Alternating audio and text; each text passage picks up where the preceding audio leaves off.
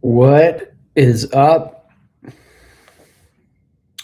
I think one of the things that's changed my life the most, and this is really what I want to help with the most today in this live. Um, what does it mean to really show up in mission, to show up in what you do, to try to be at your best, to try to help people as much as you can? You are going to walk through moments if you're going to live at the edge of your impact, if you're going to be the kind of leader who grows through stress, who is transformed in the moments, you're going to show up in moments where you feel a sense of humiliation. Um, there is no way that I would be where I am right now. And no one that I've worked with or coached. And for those of you that don't know, my name is Chris McAlister. I lead SightShift.com, and we work with leaders Finland to Florida, California to China. I've worked with leaders that are responsible for $50 billion to $5 million. There's no one I've ever coached that gets to the edge of their mission, edge of their abilities, grows as far as they can, without learning how to step into moments that feel humiliating. And eventually you eat that humble pie so much, it doesn't humiliate you anymore because you're not trying to preserve a sense of dignity in the external roles you fulfill, whether you win or lose, or the relationships. You learn to find this within. So you eat that humble pie so much that humiliation turns to just humility. And here is what is so dang painful. You lead like that, you live like that. And for those of you that have a role like raising a family, you have these moments where you crawl through the crap, you face the stress, you face the challenges, and then you go home and serve, and you serve at your absolute best, and you step into some more struggle, and you find a deeper resolve than you ever knew. And to me, the most beautiful part of life are these shared missions out of the roles we value that lead to this depth of community. And we are going to go through situations that we are going to want to do everything we can to hide from it. I remember in 2008, I mean, it was hard. I was trying to hustle for the day's groceries and just trying to figure out how to move from A to B each day. And I had not really worried about $1,000, much less 100. And I had just hit this place that I saw a guy pushing his belongings in a cart, and I looked at him and thought, "That's me in 2 weeks. That's me in 2 weeks," and that's true. I mean, we went through it all. Um, and there was a family friend, and I needed $1,000, and I went to him and visited him and said, "I need help. I need $1,000," and thankfully he helped, and I paid him back. And I've done that moment many, many, many times. Welcome to Lunch with Chris. We go live on YouTube Wednesdays at noon Eastern. I don't know what your lunch is, but I'm here to encourage you. Hang with me because I know this is some intense stuff. But if you've watched the beginning of this, you know that you've been through these moments that you want to pull back from and you want to hide. And that's not what we can do. Now, for some of you that have been regular with us, get a little sip of my coffee there. It's my hotel coffee. For those of you that have been regular with us, this looks a little different than our office setup. Usually I try to limit it a couple times a month. I'm traveling for client engagements, and so I am doing that now. And so I'm broadcasting to you from the hotel room. Had a cool mic setup I was going to do, but couldn't get it to work. So hopefully the MacBook Pro microphone is working okay. Friend of the show, MacBook Pro, friend of the show, hotel coffee. If you know, you know. So what do we do with these moments? As I walk through this today, if you want to throw what stands out to you in the chat, feel free to, or questions, and we'll also make questions at the end like we do. And maybe tell me what you are snacking on or what libation you're enjoying. But if you're honest, you and I have faced these moments that we just want to run away from them. We just want to run away from them. I think about, that 447 email you get at the end of the day, and you're trying to wrap things up, and that email comes to you, and it's an issue that's going to require some character, some tenacity, some thinking that is outside of the normal ruts. And it's just easier. Assuming it's something that you've got to address, it's just easier to avoid it. Why? Why do we want to hide? Because really at the core, we're so wired up to want validation in how we lead. I mean, once you start to notice this, you'll notice the ways that people show up too big or too small. They're always wanting validation. We lead so often for validation, not impact. Me included. I'll tell you a story when we're done today that I wouldn't have guessed that I'd be telling today. And it's not that we're so bad that we want validation, right? It's just you can't beat yourself up for that. You just can't go to your roles and relationships for it. You got to go somewhere else. You got to find it in another source. That's another topic for another day. But if you are looking for validation from your roles and your relationships, then you are going to hide because you're going to avoid feeling invalidated. And so that email that feels overwhelming, you're like, I'm just going to ignore this. I'm going to wait till tomorrow, assuming it, needs immediate attention. I'm going to offload this to someone else. I think about what's happening right now when I sit in executive sessions with teams and somebody overbuilds the slide deck and they're clearly proving, or in the details of the slide, they're hiding because they don't want to put their name on something. They don't want to stamp on it and say, this is a conviction I have. This is a decision I have. And I know when that slide deck is overbuilt, we probably have one common enemy to name: AI. AI is here. It's the worst it'll ever be. It's going to change work in ways that we can't yet imagine. But what we're going to see for a while is people hiding behind the work that AI does. Now, I'm not just pulling this out of the air.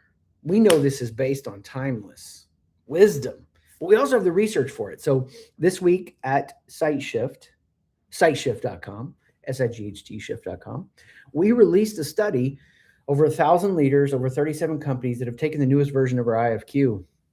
And the stats are in. 69% of the time, people are hiding. When that email comes, they're avoiding it. When they see what their mom posts on Facebook and they're bothered about it, they just block their mom rather than interacting around that issue. Not that you got to fight politically with your family over every little issue. It's the meeting. It's the one-to-one. You've rescheduled it 4 times. The first time you had something come up. The second time they had something come up. The third time you just felt overwhelmed and you said, I got to get this big project done, and so I can't meet. But really what's happening is you're kicking the can further down the road. I mean, you're just pulling that leg back and knocking that can as far as you can. Because it's just easier to avoid it. Because there's not a sense of clarity you have. There's a lot of uncertainty around it.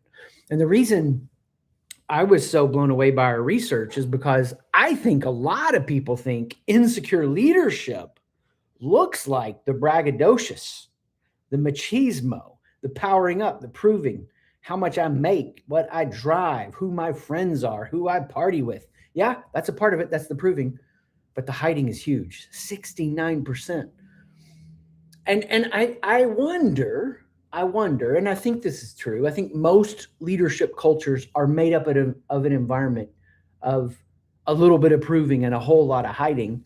I wonder if we're going to see the hiding number get worse because people are exhausted. They're overwhelmed. They're fatigued.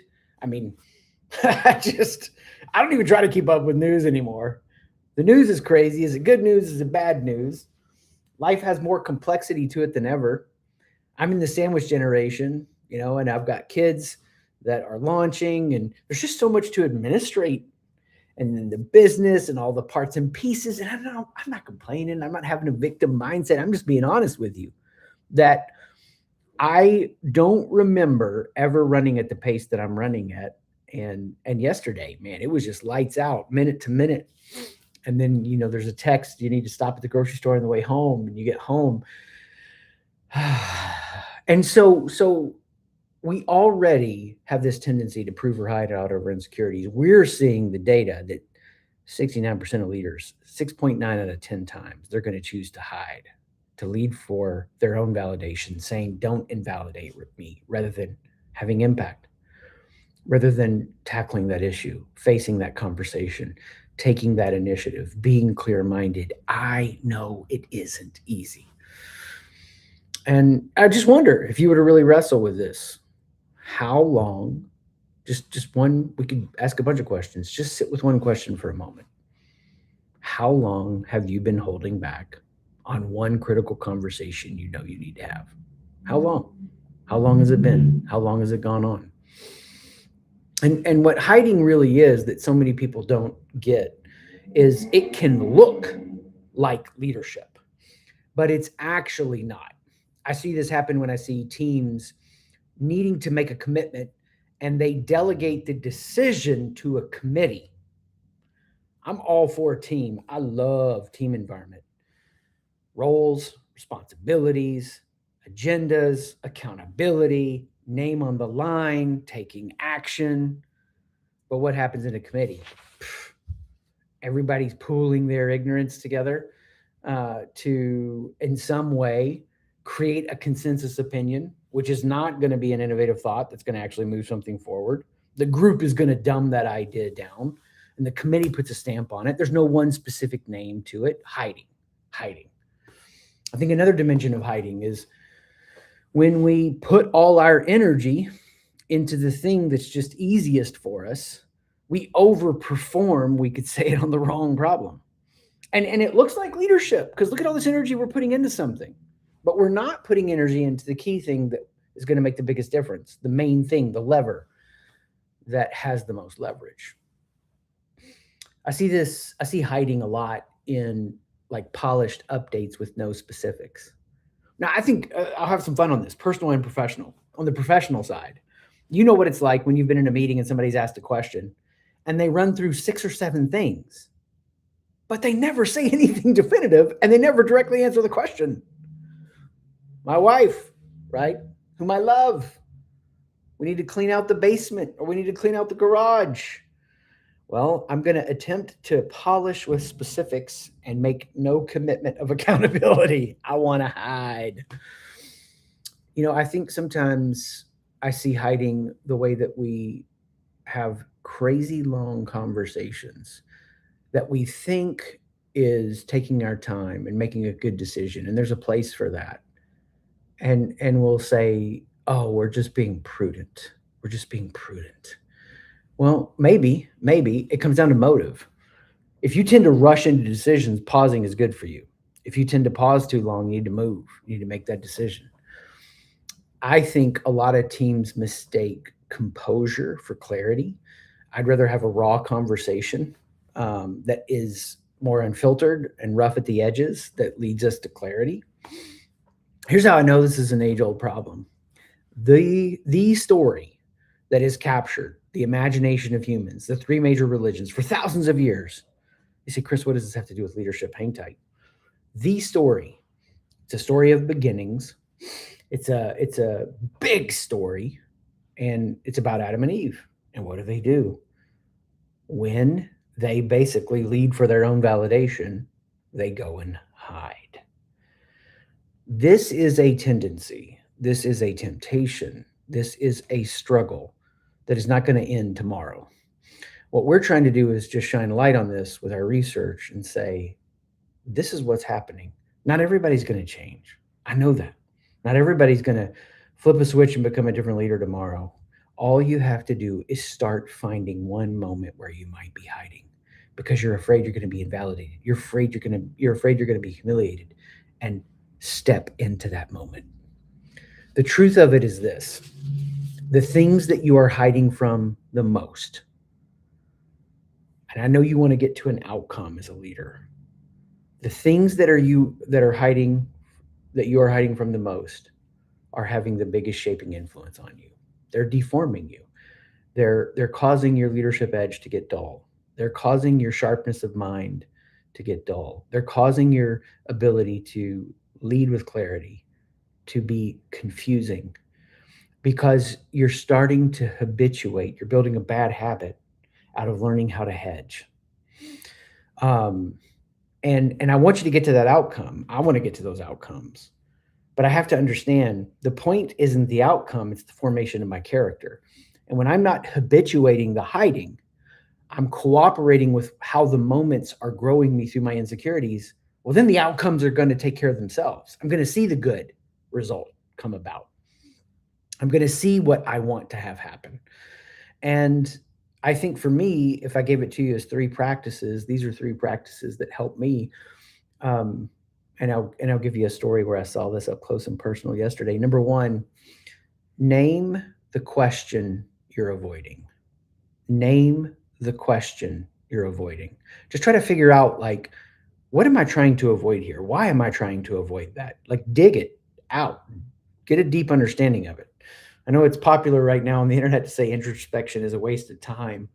And it's because we're coming out of this therapeutic, victimized mindset we've been in for 15 years, where we overly glorify sitting around talking about our wounds and processing our feelings. And I think a lot of that was way too far over on one extreme. Well, the answer isn't to go to the other extreme and to say introspection is wrong or stupid. You still got to wrestle with questions. And these questions are going to give you great insight about yourself. Number two, I would replace one update with one position this week.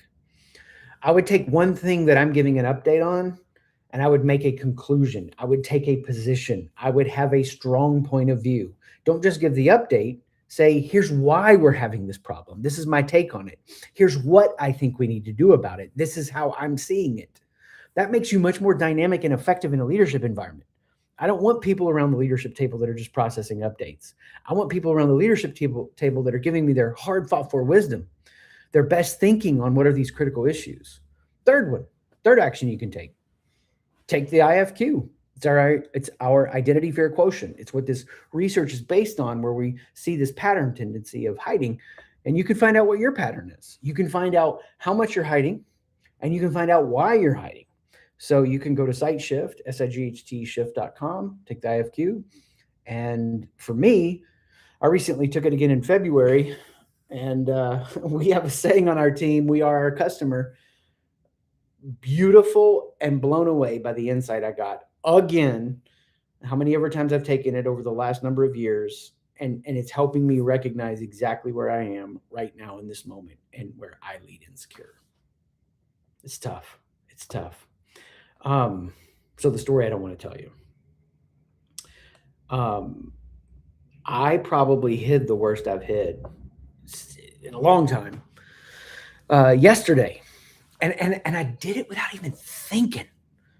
One of our key team members, I realized while I got into the conversation, we've made a decision that happened fast that I need to catch him up on. And rather than having an open conversation and saying, here's the decision we made, here's why we made it, I want to hear any thoughts or concerns or questions, and be challenged by that. And then also, here's what I need to be done. But instead, I started trying to hide.